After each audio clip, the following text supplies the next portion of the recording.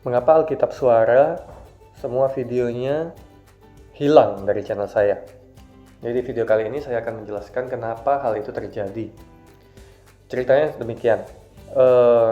Tanggal 1 Juli kemarin saya mendapatkan email dari YouTube tentang perihal beberapa video saya yang melanggar copyright strike. Jadi ada 8 video Alkitab Suara yang di take down karena diklaim oleh salah satu perusahaan, salah satu PT yang menaungi atau bekerja sama dengan sebuah konten publisher rohani yang cukup besar di Indonesia. Nah, kita semua tahulah siapa. Jadi intinya adalah 8 video saya di take down dan saya kena 2 copyright strike. 2 copyright strike itu artinya kartu kuning lah kalau di pertandingan sepak bola. Jadi kena 1 kali lagi kartu merah.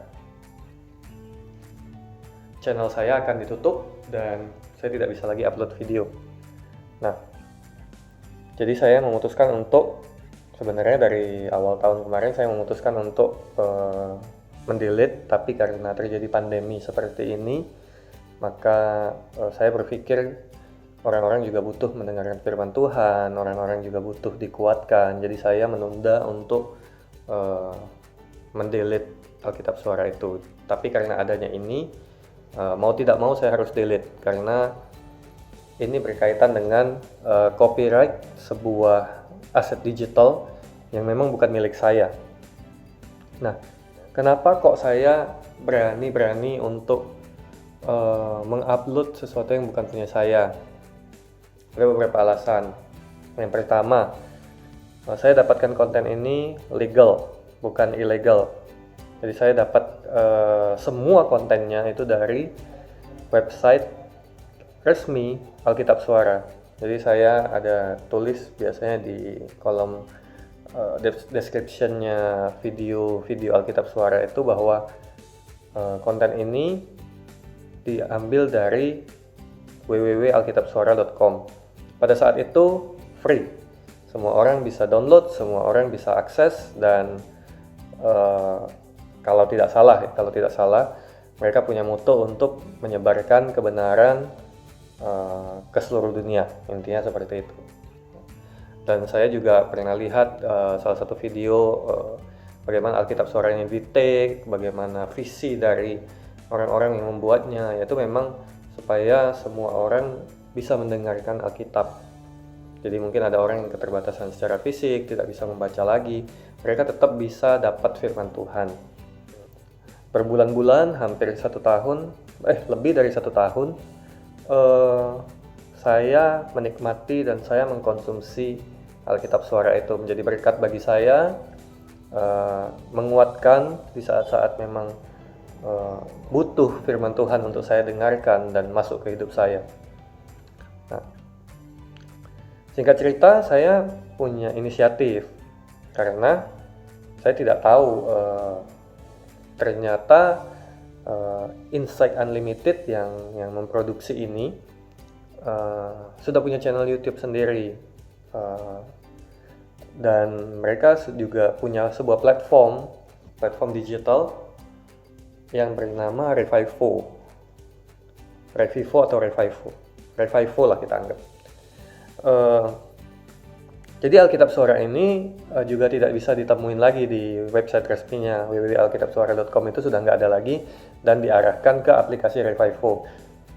Dan semuanya teman-teman juga bisa cek di aplikasi Revivo itu, Alkitab Suara itu bisa didengarkan secara gratis. Lengkap lah pokoknya, perjanjian lama, perjanjian baru, dan Alkitab Suara anak. Intinya whole package-nya dipindahkan ke sana.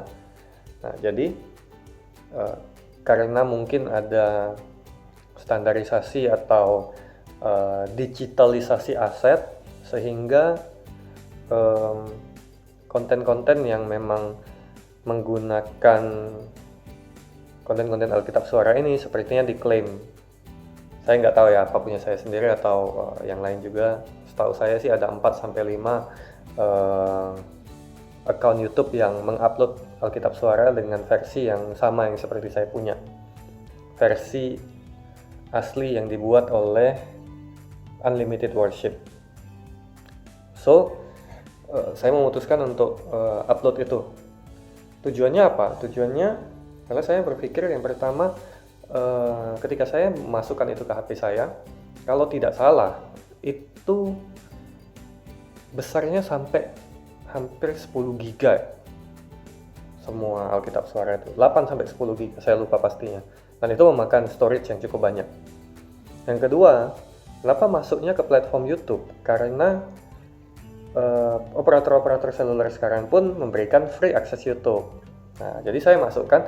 Pada mulanya saya mengkonsumsi itu sendiri, jadi saya masukkan, saya dengar sendiri kayak gitu. Karena juga saya punya WiFi dan saya punya paket internet gratis untuk YouTube. Jadi saya bisa delete nih.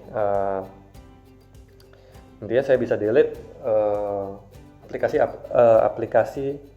file Alkitab Suara di HP-nya saya. Nah, tahun demi tahun, ternyata penggemarnya, peminatnya banyak, subscriber juga bertambah, meningkat, dan sempat dimonetisasi, cuman terakhir tidak dimonetisasi lagi. Lalu ya sudah, saya pun tidak kejar-kejar monetizing sih, karena memang tujuannya adalah memang untuk memberkati. Nah, jadi itu yang pertama. Jadi ceritanya seperti itu. So, ketika ini demonetizing, ketika ini di take down, apakah saya menjadi takut, menjadi putus asa dan lain-lain? Enggak juga, karena saya percaya bahwa kita tetap berkarya. Jadi kenapa beberapa hari ini saya tidak ada upload video? Itu karena saya memang memikirkan kedepannya channel ini mau dibuat seperti apa.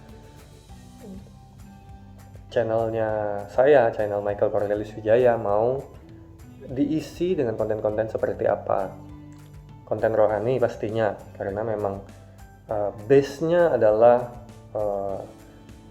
orang-orang yang subscriber di sini 90% mensubscribe channel ini karena Alkitab Suara. So, saya memutuskan komitmen untuk membuat konten rohani. Jadi kalian bisa tetap dengarkan, kalian tetap support channel ini. Lalu berikutnya ada hal-hal yang akan saya bahas seputar pelayanan multimedia. Kenapa multimedia? Karena saya bergelut di area itu di pelayanan saya. Saya melayani di area multimedia.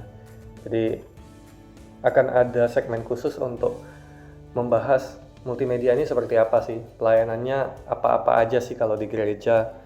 Terus di luar seperti apa, misalnya pembuatan video prosesnya seperti apa, mau live streaming prosesnya seperti apa. Itu akan saya buat segmen khusus untuk pelayanan multimedia.